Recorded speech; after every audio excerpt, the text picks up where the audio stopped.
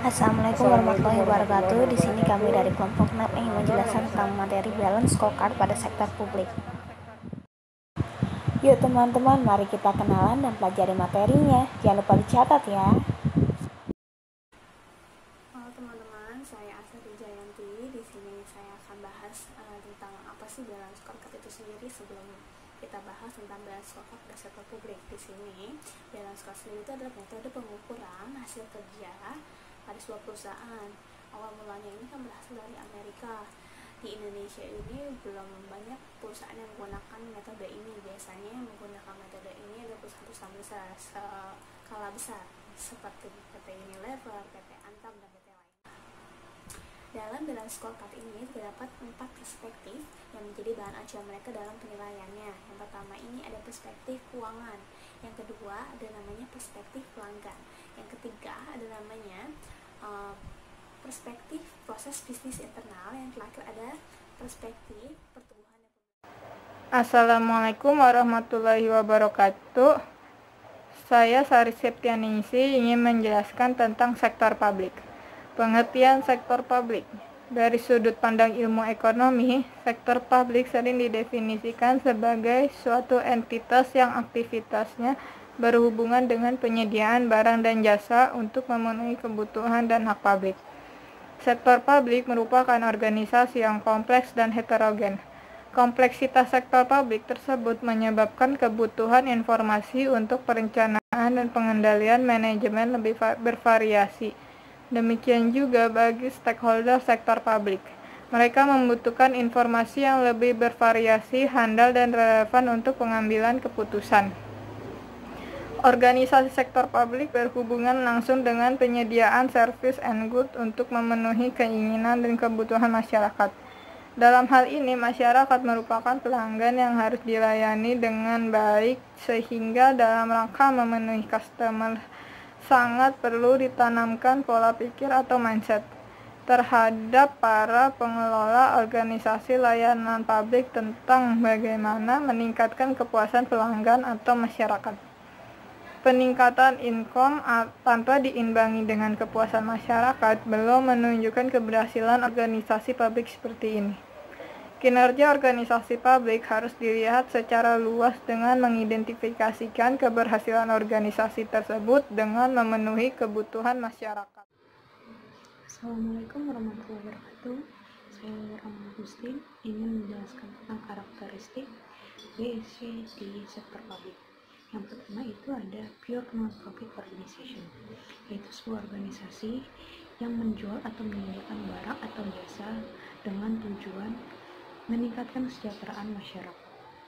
Pendanaan sumber dananya berasal dari pajak, utang atau obligasi, dan laba dari BUMN.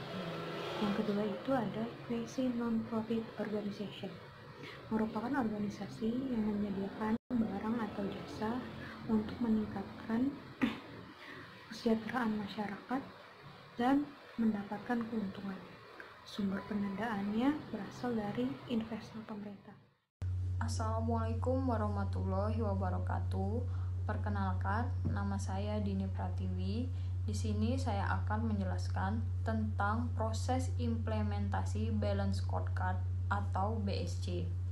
Proses implementasi BSC dapat diuraikan menjadi 4. Yang pertama, mendefinisikan tujuan, sasaran, strategi, dan program organisasi. Di mana di sini kita tidak bisa menilai segala sesuatu jika tidak mempunyai kriteria yang jelas sebagai pedoman penilai.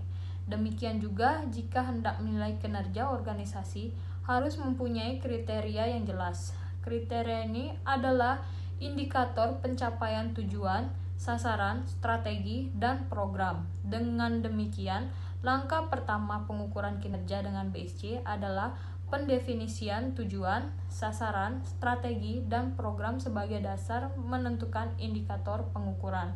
Yang kedua, merumuskan framework pengukuran setiap jenjang manajerial.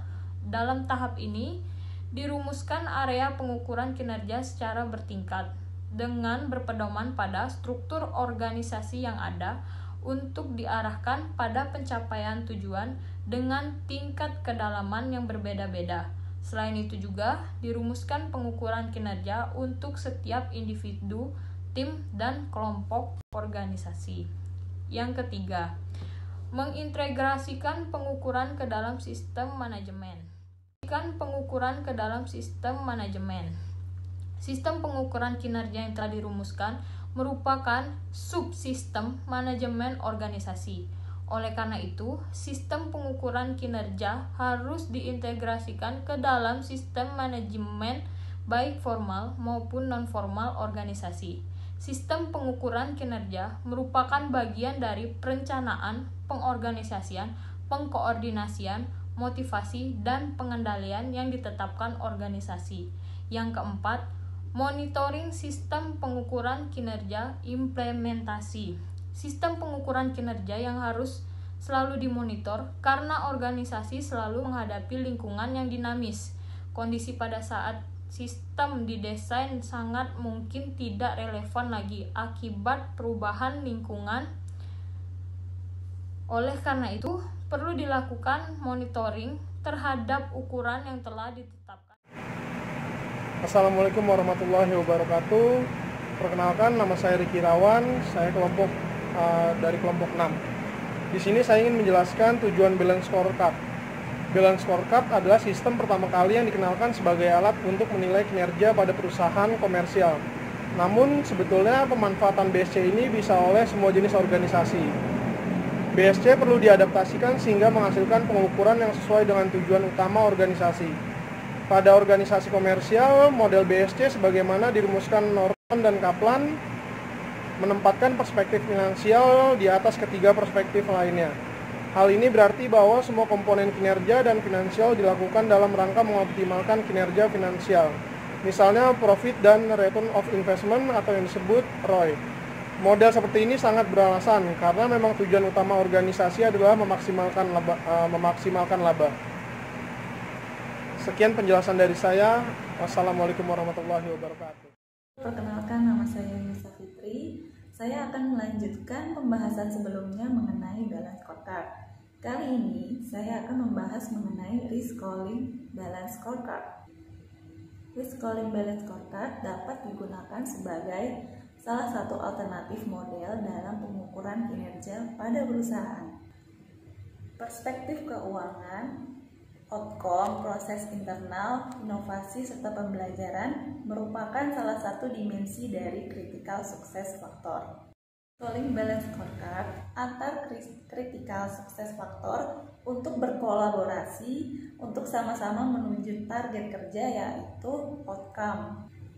Pembobotan penilaian kinerja merupakan tahap akhir dalam mengetahui tingkatan kinerja perusahaan tersebut.